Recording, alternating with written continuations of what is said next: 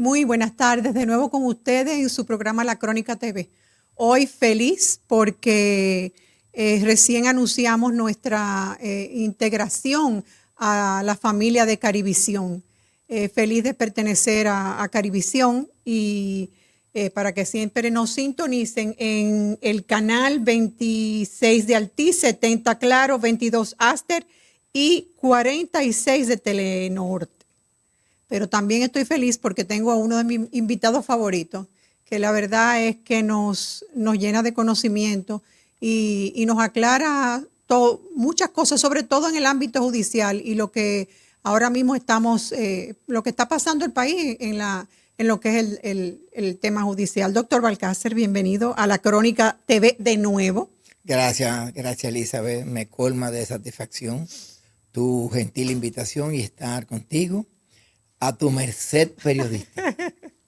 Doctor, mire, a mí una persona me dijo, pero tú llevas siempre mucho al doctor al canal y siempre se van siempre por los temas legales, obviamente, y por situaciones, actualidades. Pero hay una pregunta que me pidió que le hiciera y que abundáramos unos cuantos minutos sobre eso.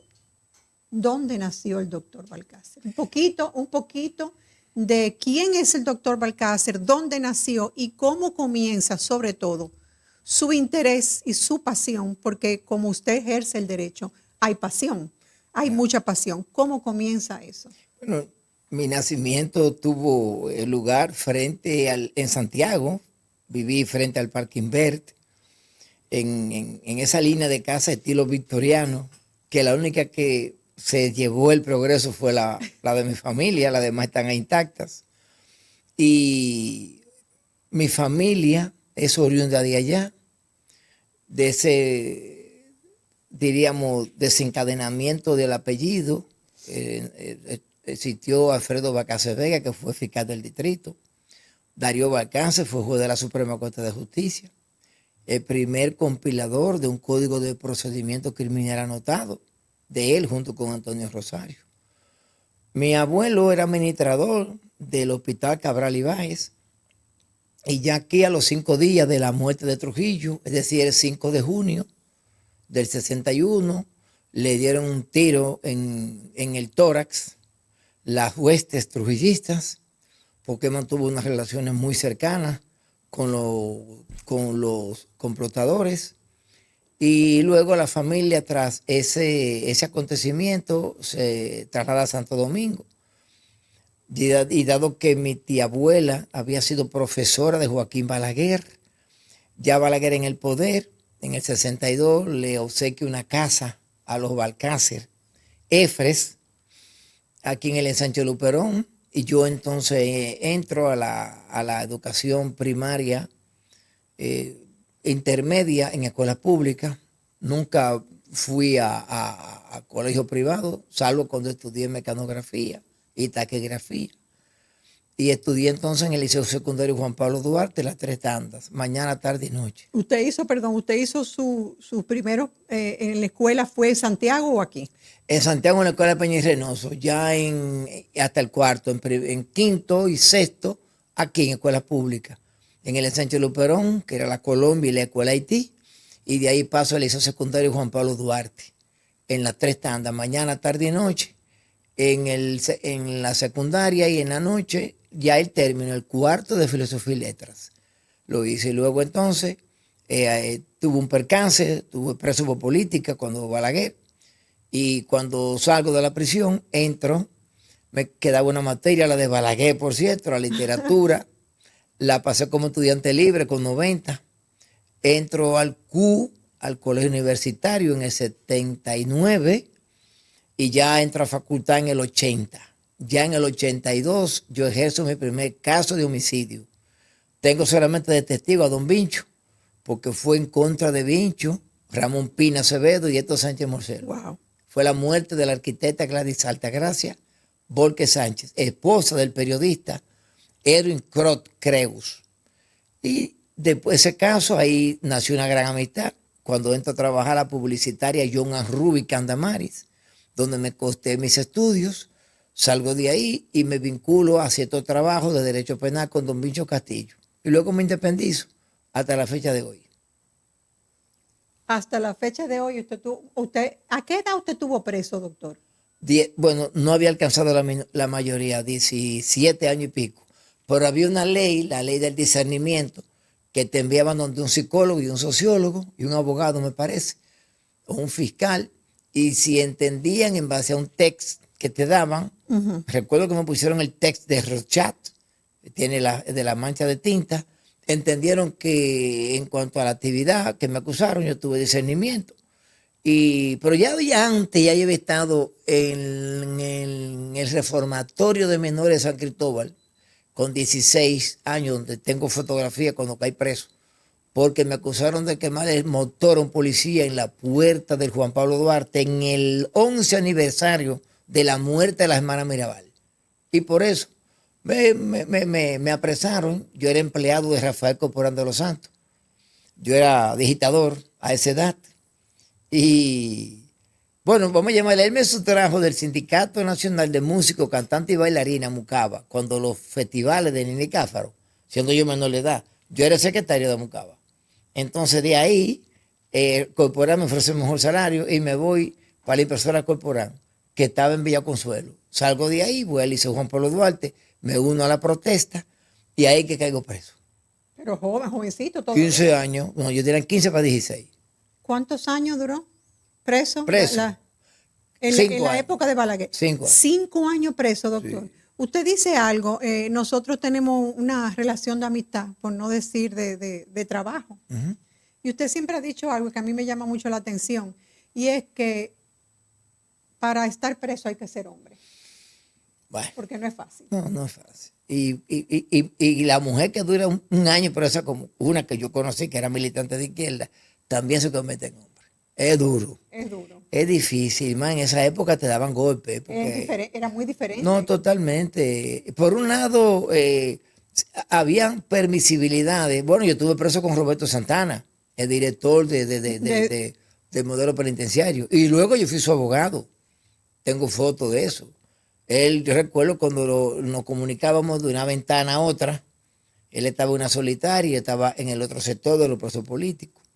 Ahí hicimos una amistad. Y luego, cuando ya yo salgo, que me hago abogado, que ya era licenciado en política, luego vinieron problemas en la UAS, él cae preso. Entonces yo soy abogado de él.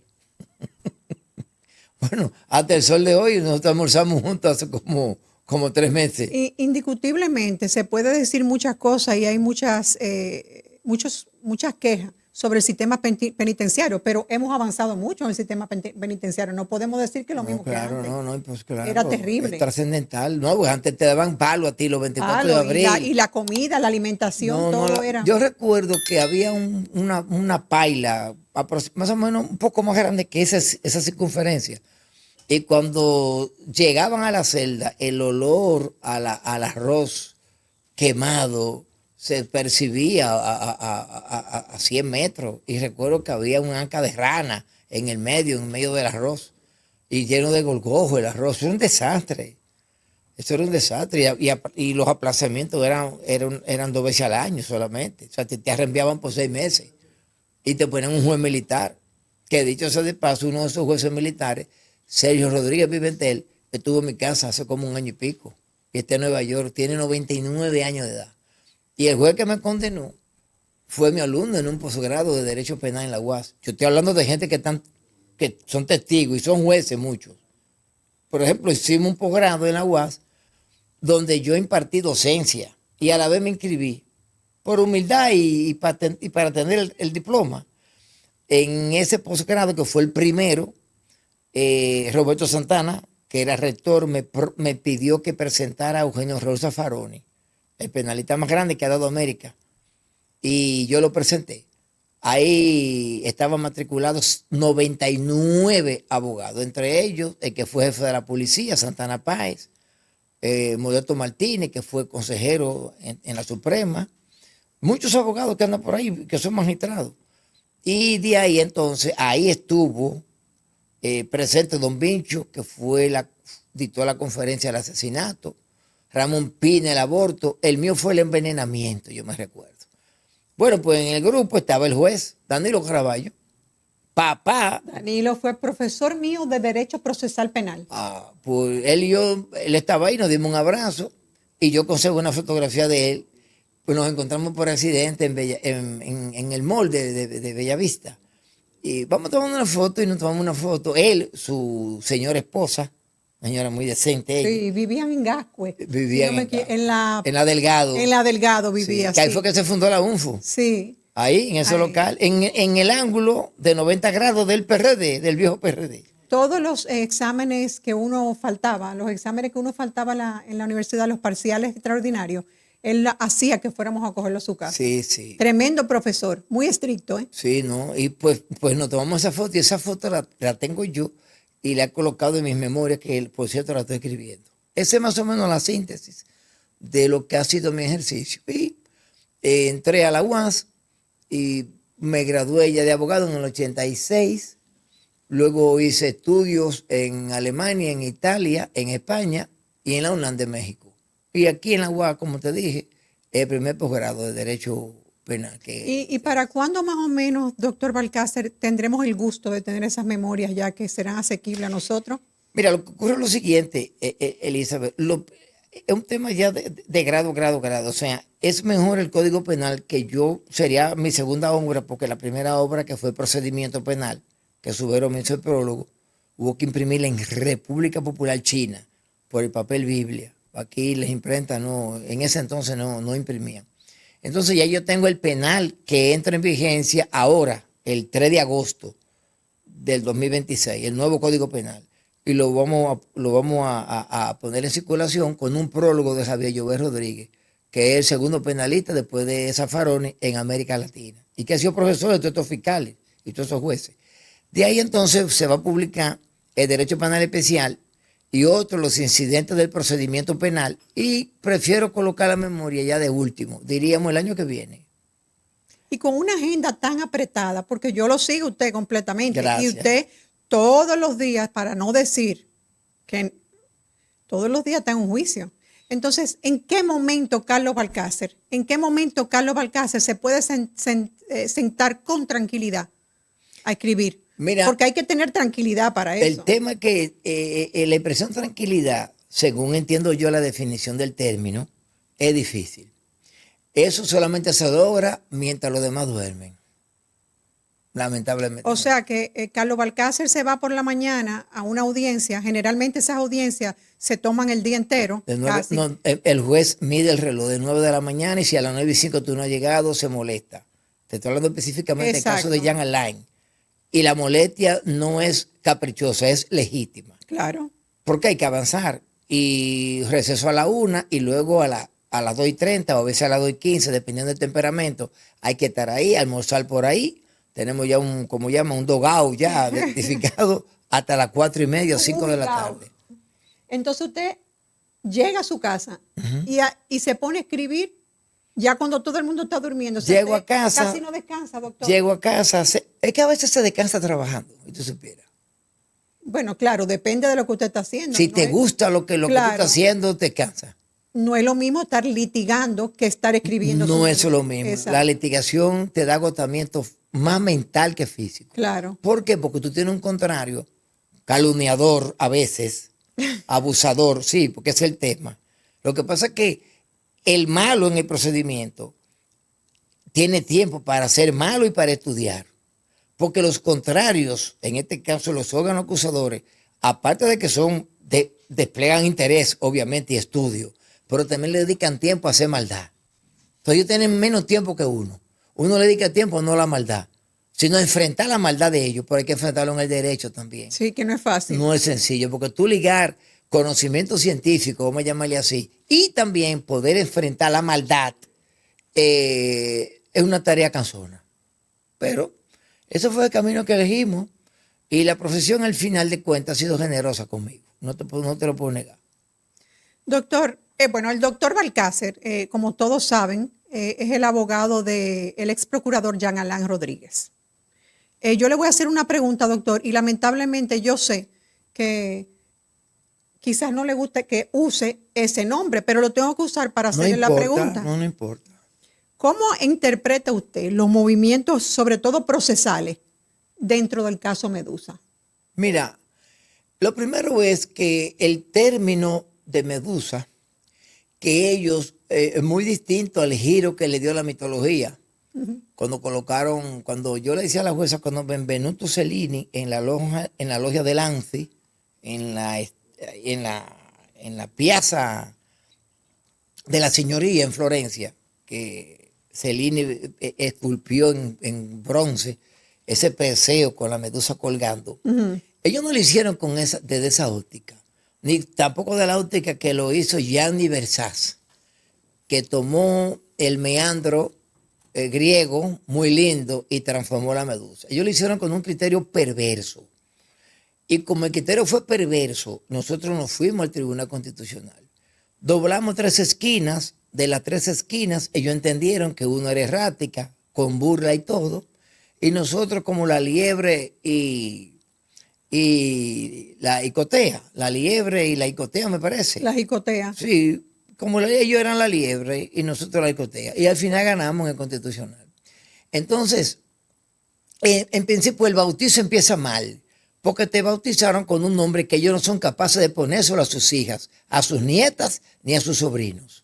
Y sabemos realmente lo que significa Medusa. No, yo te voy más lejos, perdóname. Ellos tienen un nombre, larva. El día que estemos en un ambiente con los comensales y un almuerzo, un banquete, tú no debes mencionar ese término, larva, porque la larva es el estado propiamente larvario, ¿no? Húmedo, de los detritus donde nacen las moscas y los insectos. De los desechos. De los desechos. Horrible. Claro, horrible. excremento. Entonces, ¿cómo tú te dedicas a bautizar un expediente que, dicho sea de paso, fue Jean Alain que lo empezó? Tú puedes buscar el expediente, se empezó en marzo 2020. Yo lo busqué. Y Jean Alain termina en agosto de 2020. Pero Jean Alain no le dio nombre, no le dio etiqueta. Lamentablemente, eso se hizo con Miriam Germán Brito, a quien quiero, estimo, porque somos amigos de larga data, tenemos más de 50 años conociéndonos. La primera materia que yo impartí en la UAS, ella fue que me la dejó, que era el procedimiento criminal 1, porque ella estaba embarazada, creo que de Taína o de Tanya, una de las 2 hembras, y ella no podía ir a humanidades de 9 a 10 de la noche, que era donde se daba esa materia. Pues yo le cogí la sesión e impartí la docencia durante 4 semestres, me parece, duré yo ahí. Y somos amigos. Pero ella debió haber hecho un pare ante el Consejo Superior del Ministerio Público. No me le pongan nombre del mundo marino, ni nada por el estilo. Eso no lo hagan. Ellos siguen en eso. Y uno de los incidentes que duramos un día entero en procura de que se anule el proceso, o más bien la acusación, fue ese. Porque, y a mí no me gusta tomar estas entrevistas para defender mi caso, porque no quiero irrespetar a tu audiencia. No, pero usted está aclarando lo que realmente... Yo lo que sé que Constitucional en la página 54 dijo que el tratamiento para ese tipo de cosas es la anulación. ¿Por qué? Porque de las 12.730 páginas que comprende el expediente... 12.730 páginas. 12.730 páginas, dice Medusa en toda la página. 12, sí. Sí, en cada página. Si tú me dices a mí, que sería en el frontispicio de la acusación, o en la página 100, o no, es en todas las... ¿No será eso también obviamente es una táctica psicológica, porque cuando tú le pones Medusa a un caso como ese, ya tú estás juzgando y estás condenando. El que el Constitucional nos dijo 3 cosas, más de ahí. Primero, prejuzga. Prejuzga y condena. Obvio, condena, ¿no? Y que eso realmente avasalla tu dignidad. Fíjate que la gente cree, por ejemplo, que la vida es un derecho. Es un derecho la vida, pero no es absoluto. Hoy en los países donde hay penas capitales, te vuela la cabeza, entonces no es absoluto la vida, pero la dignidad es absoluta. La dignidad como derecho es un derecho absoluto. La dignidad no se negocia. No, es que no hay lugar, es que ni siquiera hay espacio para negociarla. No se concibe negociación. Dignidad incluso... Yo le llevé a los jueces en estos días de las 7 partidas, libro de mí, una copia que tengo de 1782, donde establecía y en las partidas de Justiniano decía, donde se ve que a través de toda la humanidad existieron hombres libres y esclavos, patricios y plebeyos, señores y siervos, oficiales y maestros, burgueses, proletarios, propietarios e inquilinos. Todo ese antagonismo ha existido en la humanidad. Pues las leyes para los esclavistas eran: trata con dignidad al esclavo, no lo maltrates. Al esclavo, que se concebía como un natural, un don natural, que tú esclavizara a una gente y le amarrara una cadena y le pusiera a trabajar. Eso era natural. Igual que el derecho de pernada. Cuando se casaba ya en el feudalismo, el hombre de la tierra, su mérito y su trofeo era llevarle a su esposa al rey para que el rey se la viviera esa noche, en la primera noche. Eso era lo más natural, porque era la estructura, la superestructura social, psicológica, lo jurídico, que lo entendía así. Bien, era como nosotros cuando decíamos, no, porque el hombre llegó a la luna en el 69. El hombre, no, ya no. Hay mujeres científicas detrás de esas empresas científicas. Entonces no diga el hombre, pero era natural que se diera así. Claro. Ya no. Doctor, nos vamos a una pequeña pausa y cuando regresemos, con su permiso, vamos a seguir porque me han pedido, como lo han visto tanto en el programa, que le haga, sobre todo, que usted conteste una pregunta específicamente del caso Medusa. Muy bien. Volvamos a una pausa y volvemos en breve.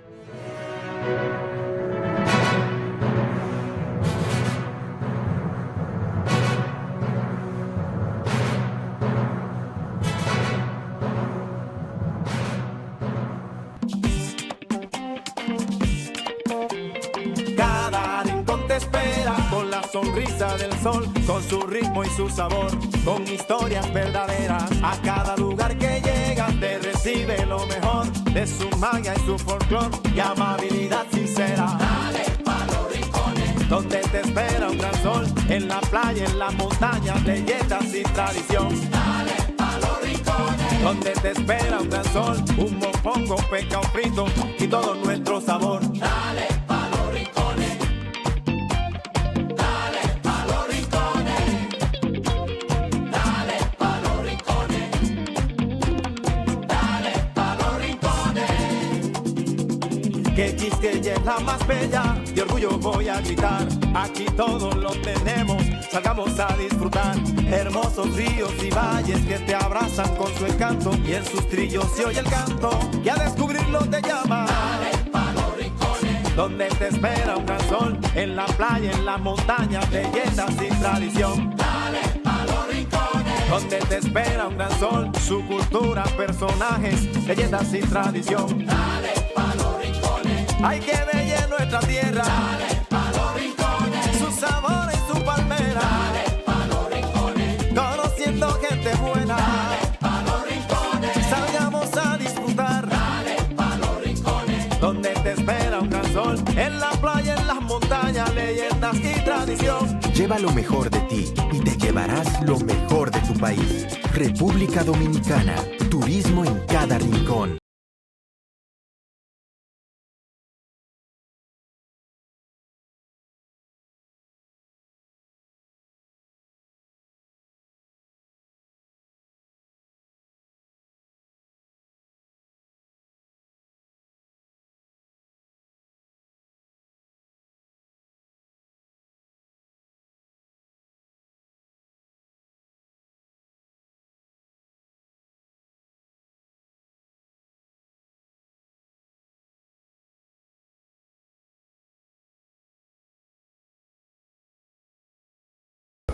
UNE, Maestros Chocolateros Dominicanos desde 1934. Desde 1990 brindando la mejor energía a la República Dominicana, 2 plantas generadoras, a base de gas natural y fuel oil, con los más altos estándares medioambientales, preventivos y de calidad. En Seabird somos deporte, somos cultura. Somos responsabilidad social. Somos Seabird, energía limpia.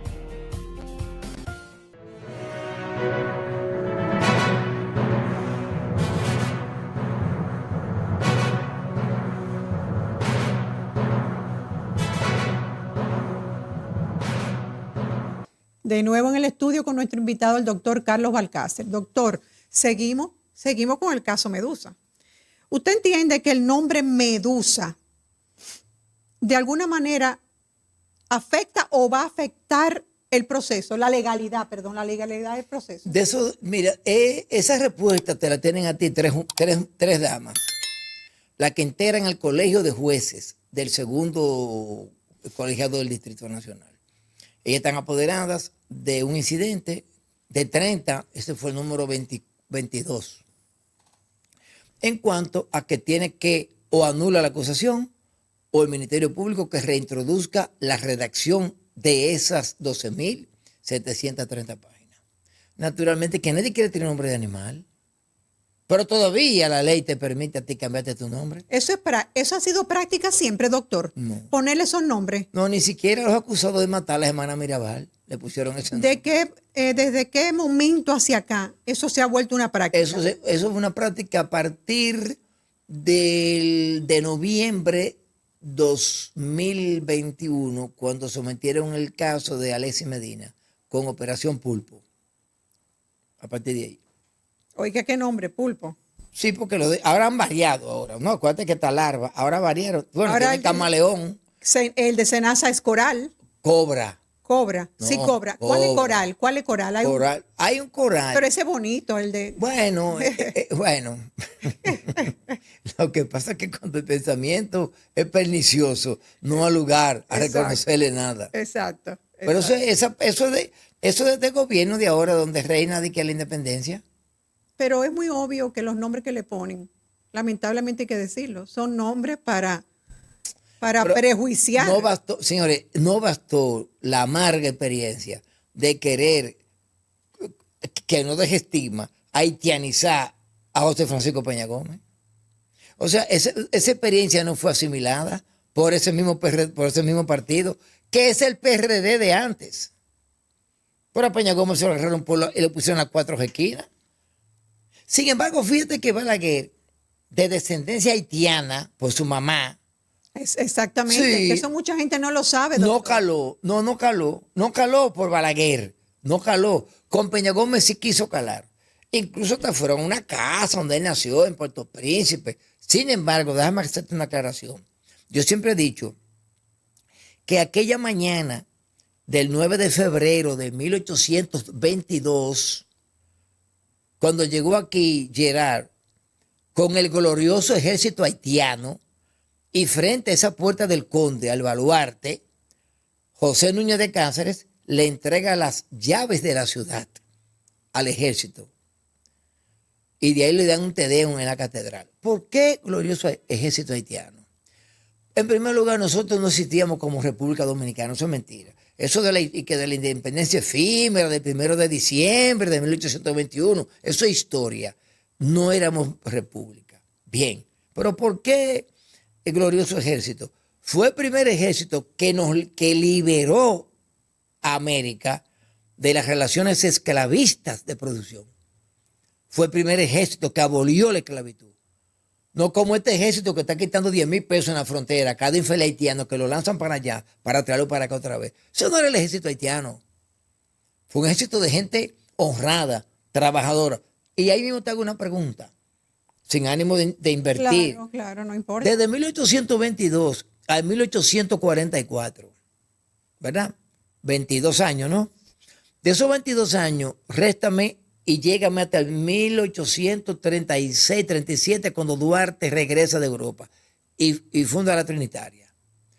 ¿Tú escuchaste a algún trinitario fusilado antes de la noche del Trabucazo? Nunca.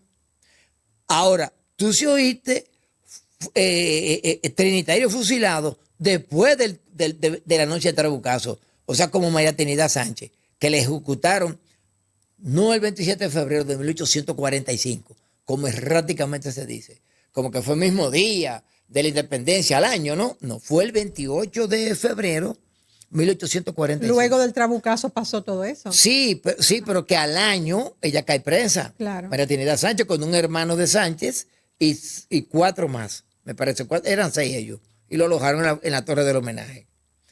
A ella el tribunal, la Junta Militar, la juzga y la condena el 25 de febrero. Pero habían 2 días que era el interregno para una eventual gracia que pudo haber dado el presidente, que era Pedro Santana. La gracia se le pidió a la Junta Gobernativa. Y Pedro Santana, junto con Tomás Bobadilla y Briones, firmaron la gracia, estuvieron de acuerdo con la gracia, pero la mayoría se impuso. Y ejecutan a María Trinidad Sánchez frente, no en el cementerio municipal de la Independencia, no fue ahí dentro, fue al frente, que estaba un almendro grande, que era donde el ejército haitiano ejecutaba o fusilaba a los ladrones, incestuosos, violadores, etcétera, etcétera, y homicidas. Ese era el pelotón de fusilamiento. Y ahí es que ya la llevan también, que cuando la sacan de la fortaleza, hoy Fortaleza Osama, todas las damas la llevan todo el conde, y cuando ella cruza, llega ya ahí a la puerta del conde, que entra, que dice, bendito sea Dios, hágase en mí tu voluntad y que se salve la república. Una mujer es una grandeza inmensa. Entonces, extraordinaria. Bueno, te sintetizo con esto, de que tú no viste eso en el ejército haitiano, y para no hablarte entonces de general Antonio Duvergé. O sea, que cuando lo fusilan, que él prefiere que lo maten al CIDE, su hijo, previo a él, porque su hijo no iba a aguantar, que ya cae al suelo, como dice la historia del Poder Judicial. Llega el general Pedro Santana, se desmonta su caballo y se dedica a patear en el suelo el cuerpo del prócer. ¿Tú no viste eso en los haitianos? Porque fue un ejército con honor, con gallardía y con criterio de lo que era la esclavitud, que había que borrarla de la faz de la tierra. Y por eso yo digo, al final, no tanto daño te hacen queriéndote comparar con orígenes haitianos, no te hacen tanto daño, porque fueron gente al final, noble y guapa. Doctor, volviendo al caso de Jean Alain, para no seguir utilizando tanto el caso Medusa, yo le pregunto, hay una decisión del Tribunal Constitucional. Sí. ¿Usted considera que esta decisión está siendo desacatada por el Ministerio Público? ¿Y qué consecuencias jurídicas podría tener eso en un futuro? Mira, futuro dentro del proceso. Yo diría, más que desacatada, ha sido pisoteada. Ha sido pisoteada como el Poder Judicial está pisoteando los derechos de los jueces, la dignidad. La palabra dignidad, hoy, en los discursos que yo escuché, ¿verdad? En los diferentes estamentos judiciales, ellos utilizaron el término dignidad. Los jueces, los sentenciadores, no solamente la han desacatado, es que reiteran el tema. A partir de ahí, de Medusa, han desfilado 5 nombres: Lobo, Cobra, Camaleón, y el otro ni siquiera tengo deseo de recordarlo. Ellos se mantienen en esa tesitura. Es decir, ellos son desafiantes y ellos olvidan algo que te lo voy a decir a ti en voz baja. ¿Sabes cuál es? Todas estas cosas cambian cada 4 años o como mucho 8 años. Y aquí hay gente que está mirando el reloj. Que está mirando el reloj. Y ha visto el turno llegar 10 veces y 20. Todo tiene un plazo de vencimiento. Por amor de Dios. Doctor, mire, como le digo, a mí mucha gente me pidió que le hiciera ciertas preguntas. Y una pregunta que recibí hoy, y no fue una pregunta, fue un comentario que me hizo una persona por WhatsApp. Y me dice: Balcácer siempre usa un recurso como estrategia dilatoria. ¿Usted diría que eso, yo estoy siéndole honesta con lo que él me dijo, no, usted diría que ciertamente el tema del caso, del nombre, de utilización del caso Medusa es una táctica dilatoria? Bueno, si el Constitucional está conmigo, pues vamos, exacto, no, déjame explicarte algo, mira, el código derogado de 1884, de Condolí-Liz, hasta hoy, quizá el código que reinó y que protegió a esa persona que te está haciendo la pregunta. Claro. Ese código de Francia fue creado para incidentar, para entrar algún día a un proceso y nunca poder salir de él. Bien. Cuando ese caso se llevó a cabo, cuando ese proceso se ejercitó mucho, ese código, fue con el caso Orlando Martínez. Y yo le voy a decir a ella con toda la honestidad, y me voy a quitar los lentes. A mí el general Salvador Lluveres Montá me pagó para yo empantanar ese proceso. Y ese proceso duró 30 años sin juicio. Y yo paré ese proceso, no por 30 años, pero lo paré por 12 años. No con Jean Alain, que 12 años. Yo lo paré ese proceso. Y Salvador Lluveres Montá murió sin ser condenado. No hubo forma de mostrarle que él mandó a matar a Orlando Martínez, ni que participó en los Urdimbre. Porque yo me dediqué a incidentes, porque me pagaron para eso. Nunca estuvo en prisión por... Duró un mes y pico en prisión y lo soltamos.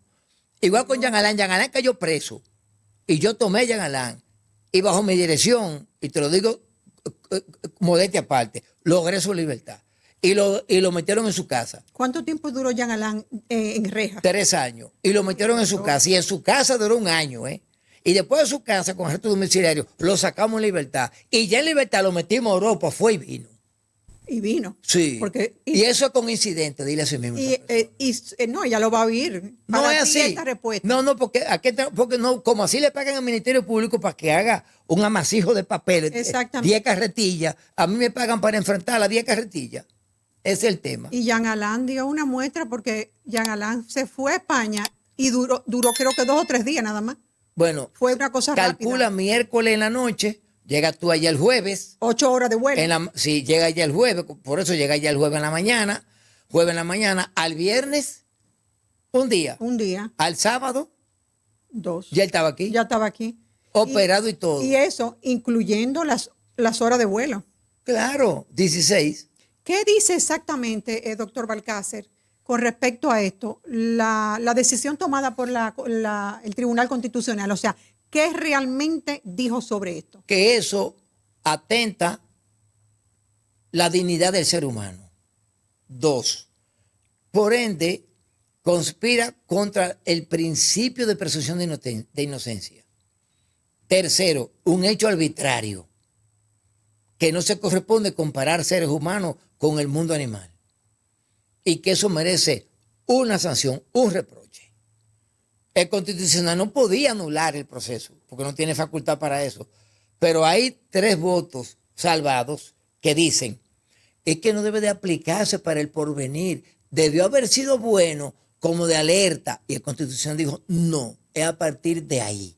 Es decir, que las juezas que tienen ese proceso no se pueden equivocar, ¿eh? Porque la sentencia del Constitucional tiene vinculante de obligatoriedad para todos los órganos. ¿Esa decisión del Tribunal Constitucional es obligatoria ser acatada? Claro que sí. No, y si no la acatan ahora, nosotros nos sentamos al paso. Exacto. Porque nosotros tenemos un concepto del tiempo, parece diferente al de ella y al del Ministerio Público. Eso es como la teoría einsteiniana. Bueno, es que tú vas a Andrómeda ida y vuelta a 300,000 kilómetros por segundo, y cuando tú regresas, tú encuentras todo el mundo un viejito aquí de 90 años y tú regresas de 19 años. O sea, tú tienes un criterio del tiempo muy distinto al de nosotros. Hay un tiempo que es otra cosa que tú piensas. Nosotros tenemos paciencia. O sea, ¿para qué? Para que lo condenen. Y a la Corte, y a la Suprema, y al final llegamos al Constitucional. Y se va a derrumbar cualquier tipo de asomo de sentencia condenatoria. Al margen de que ahora el mes que viene tiene 5 años de proceso, cuando el código que le beneficiaba a él es de 4 años. De prisión es 5 años. Pero el proceso se inició el 21 de agosto del año 2000, a los 6 días de Abinader colocarse la banda en el Congreso. Y dice Constitucional que el plazo de la contabilidad se inicia a partir de cuando es gestado la investigación. ¿Cuándo fue gestada la investigación? El 21 de agosto. ¿Qué prueba tenemos? Un oficio de Miriam Germán ordenando investigar a Jean Alain Rodríguez Sánchez. Es decir, en síntesis, vamos para 6 años. Pero doctor, o sea, definitivamente, en algún momento usted ha planteado que hubo vencimiento de plazos procesales. Sí. Entonces, ¿eso puede extinguir la acción penal, doctor? Pero es que yo te voy más lejos. Nosotros planteamos la extinción de la acusación. Oye, ¿por qué? Ya esto es bisturí láser. Me explico. La acusación del Ministerio Público, como todo en la vida, en derecho, tiene una fecha y una hora, y un lugar. ¿Cuándo se le vencía al Ministerio Público acusar a Jean Alain? Estoy hablando hace 5 años atrás. Un martes, pero ellos no tenían el tiempo todavía y les rogaron al juez la prórroga, que ellos lo hacen en todos los casos. Cuando piden prórroga, entonces otra vez se toma la agenda. Te voy a dar 3 meses. Estamos, por ejemplo, a 21 de mayo. 21 de mayo, un ejemplo. Ahora, hoy, 21 de mayo, 21 de junio, 21 de julio, 21 de agosto. El 21 de agosto a las 12 de la medianoche. El 22 de agosto nos vemos aquí en este tribunal a las 9 de la mañana. Cógete tus 3 meses. No hay problema. Bien. Se tomaron los 3 meses. Como todo mala paga, que hay que caerle detrás con una intimación, no fueron ese día. Pero ellos saben que hay un pequeño salvavidas, que hay que intimarlo. Y ahí se ganan, le dan 15 días a la ley. Exacto. ¿No? Súmame 5 días más en lo que hacen la sentencia. Exacto. Que son, ya van 20, ¿verdad? Pero son hábiles. O sea, viene siendo casi 40 o 35. Todo eso ellos se lo toman. Pero a través de la intimación que te dan 15 días y fue el 21 de agosto al 22, súmale al 22 de septiembre. Ese era el día final. El 22 de septiembre, hasta el 22 de septiembre, el Ministerio Público puede acusar. Obvio, si no se le va a caer todo. ¿Qué hacen ellos? Ellos acusaron, no el 22, el 19. Ventajoso, 3 días antes. ¿Pero dónde ellos depositaron la acusación? Ese 19. No lo hicieron en atención permanente. Ahí de noche donde no fue. O sea, tenía que hacerla en coordinación en la segunda planta. En coordinación. Ellos 3 días antes fueron a atención permanente. Y tú dirás, pero está bien, no está bien, porque se va a atención permanente el día crucial, el último día que se te vence, que era el martes 22, ¿verdad? Que dijimos en el ejemplo. Exactamente. Tú tienes que ir el martes 22 a atención permanente. Ellos fueron a atención permanente el sábado a las 11:47 de la noche. Entonces el depósito está mal. Murió la acusación. ¿Y quién dice eso? 2 sentencias de la Suprema y 2 del Constitucional. Estos son los infelices que al final van a salir derrotados. Y por último, hay un fiscal que va a todas las audiencias, que hace 2 años no tenía carné del Colegio de Abogados, Emanuel Ramírez. Y sabíamos que no tenía carné y lo estábamos esperando que llegara solo, y él nunca iba solo. Iba con Mirna, la directora del PEPCA, con el que está preso por los $10,000, y un grupo, como siempre, que van en grupo, no hay problema. Pero un día llegó de tarde solo en la audiencia preliminar y le mandamos el incidente. Y él que le dé media hora y regresó a la media hora. Y él reconoció que él no estaba inscrito en el Colegio de Abogados. Y ocurre que la ley 3 del 21 de enero, del 19 de enero del 2019, dice que para que los jueces, fiscales y notarios puedan ejercer como tales, porque tienen que ser abogados, tienen que estar colegiados. Entonces, nulo todo lo que él hizo. Pero cuando tú ves que el Constitucional anuló el Código Procesal Penal, tuviste que lo reintegramos ahora. Hoy no anuló, pero anuló inclusive, ha anulado varias leyes. Háblame de este muchacho ahora. Un hombre que estaba ahí incidentando y rechazando incidentes, con la toga puesta y la bocamanga azul. Pero ¿cómo tú te atreves a litigar en un ring como un caso como el de Jean Alain y tú no te matriculas en el Colegio de Abogados? ¿Cómo te vamos a permitir eso o a pasártelo por alto? Entonces, todo lo que leyó es nulo. Y está el nombre de él ahí leyendo acusación y firmando incidentes. Entonces, ¿qué tú esperas de eso? Por eso es que tenemos toda la comodidad. Y tranquilidad. Pero claro, mire, doctor, yo no quiero terminar el programa sin complacer a un joven estudiante de Derecho que en la página de la crónica le mandó un mensaje a usted y hizo una pregunta. Él dice que él lo admira muchísimo.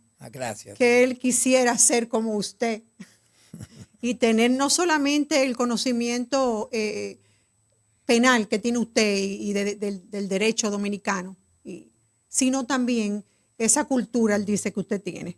Pero él tiene una pregunta, más bien, él es un comentario que él hace para ver lo que usted piensa sobre eso. Él dice, ¿entiende usted que el Ministerio Público ha violentado los derechos fundamentales de Jean Alain Rodríguez con el manejo mediático del caso? Y si ese manejo mediático que ellos mismos han manejado ha afectado más a Jean Alain. Sí, porque el día que se presentó la acusación, ya Altagracita Salazar, junto con el de Acento, estaban esperando la acusación. Yo no estoy diciendo que Jenny Berenice Reynoso Gómez le avisó a ellos que iban para allá. No. Pero filtros del Ministerio Público así se lo hicieron saber a ellos. Por ejemplo, en el caso de Doctorcito, ¿tú crees que es posible que yo reciba la sentencia de la Suprema Corte el 20 de marzo y ya el 10 de marzo, 10 días antes, estaba en todos los medios de comunicación? Eso no se explica. Yo tengo el acto 20 de marzo y una vez allí hablando con la secretaria. Se hizo mediático inmediatamente. Ahora, cuando ellos se vayan a evaluar ahora, yo con responsabilidad, no a los 5, porque hay una que es nueva, la joven, hay una que es nueva. Los 4 jueces restantes de la segunda sala de la Suprema Corte de Justicia los voy a enfrentar, porque le voy a hacer un escrito al Consejo Nacional de la Magistratura para que lo saque a los 4 de ahí, yo responsablemente. Porque a los 4 les dije, le mandé una comunicación diciéndole que le voy a esperar a que lo vayan a evaluar. Porque fueron ellos que filtraron esa sentencia. Que por respeto y dignidad al propio acusado, debieron haberse notificado a él previo a despacharla a los medios de comunicación. Y se la despacharon a los medios de prensa para estar de adulones a la propia sociedad, creyendo que con eso ellos iban a ganar puntos en la evaluación. Y eso está muy mal hecho por ellos. No es accidental que a esa segunda sala de la Suprema Corte de Justicia, todos los meses, el Constitucional le anula 5, 8 y hasta 10 sentencias. Por eso todos los meses. ¿Tú te imaginas que aquí no hubiese existido un Tribunal Constitucional? La desgracia. Una desgracia. Que no ibas a acompañar a nosotros. Una desgracia. Por este grupito de sinvergüenza, porque otras palabras no puedo encontrar. Irresponsables más bien. Retiro de sinvergüenza. Irresponsables. Los 4 que están ahí.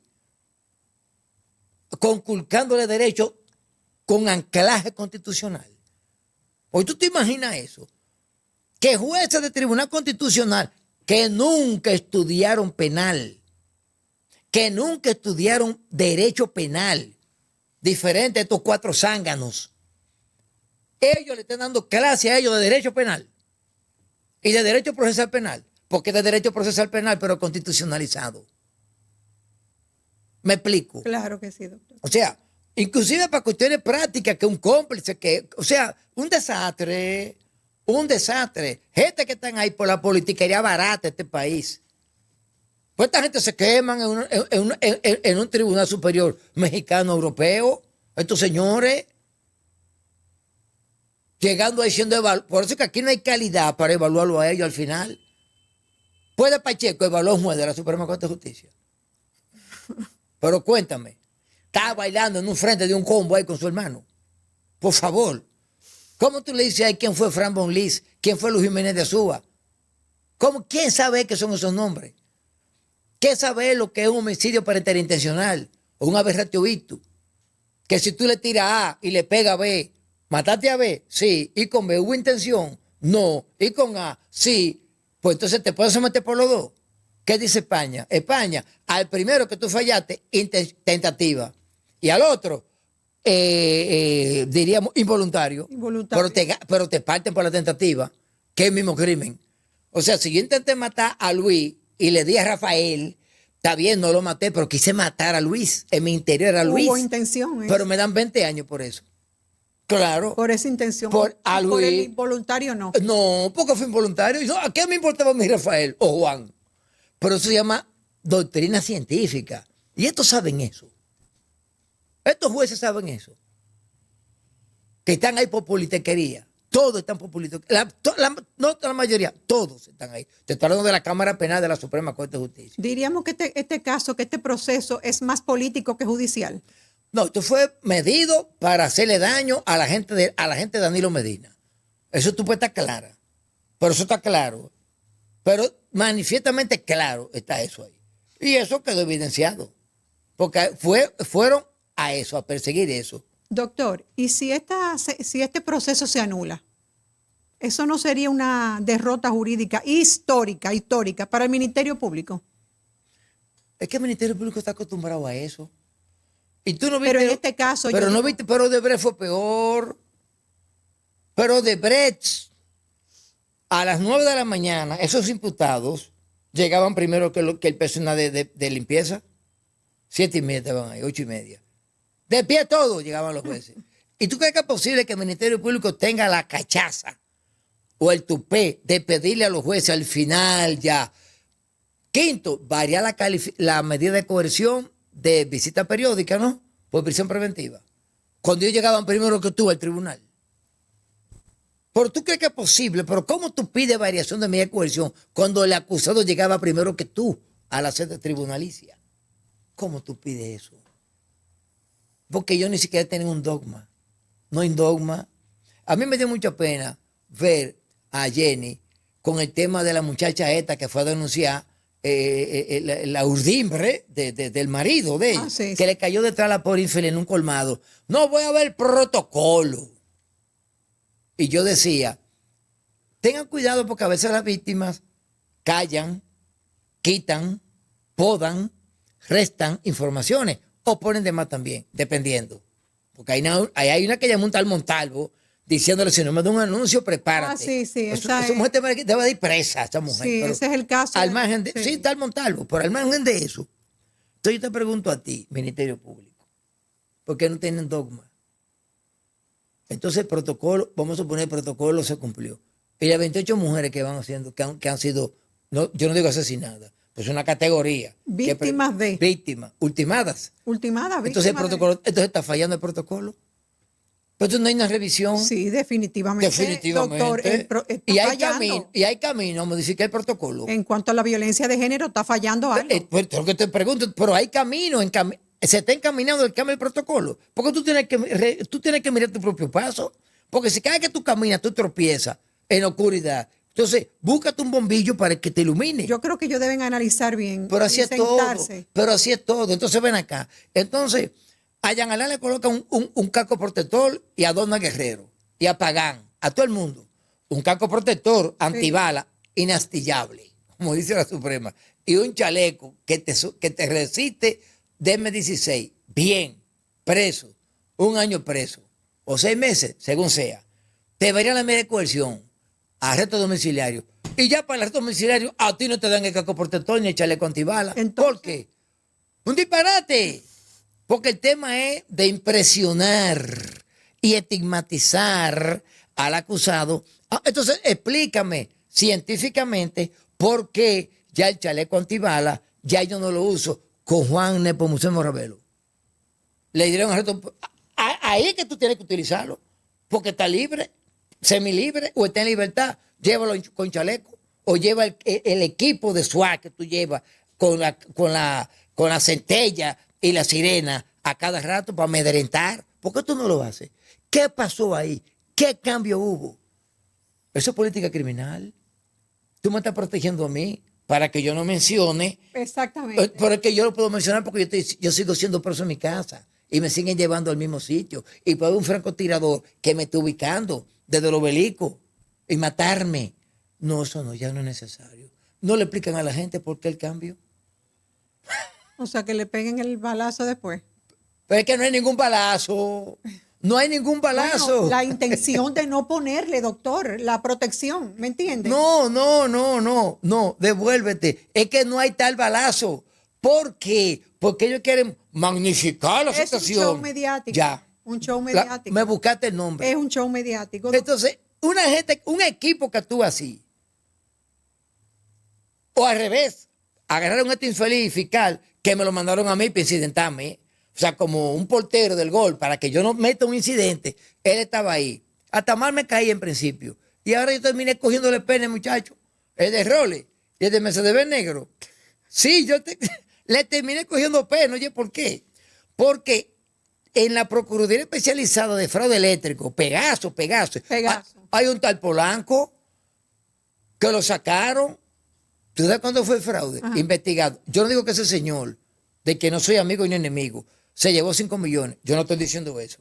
Pero lo investigaron con 5 millones de pesos. A él. A él no le hicieron eso, lo que hicieron a ese muchacho. $10,000. ¿Cuántos son $10,000? 600,000 pesos. Y ojalá ayudárselo a él para que él no se viera con ese lastre. Porque no tienen método. No tienen nada. Esto es como una guagua haitiana que no se sabe para dónde ¿A dónde van y a dónde va a No, doblar? es así que están. Entonces tú me dices a mí que sería un fracaso para ellos. Es que van a caer todos así. Todos esos procesos se van a derrumbar. Todos, la mayoría. La mayoría, por no decirte todos. Y están instrumentados también, yo diría, y eso lo digo yo responsablemente como abogada también, eso es lo que yo veo, sobre todo en este caso, que hay mucha debilidad. Sí, hay muchas debilidades, porque es que si tú te tomas, es otra cosa. El querer matarte en la cárcel, el querer matarte. Fíjate, por ejemplo, una coerción. ¿Cuál es el tema de la coerción? Evita 3 cosas. Reiteración delictiva, que no vuelva a hacerlo. Fuga u obstrucción de la investigación.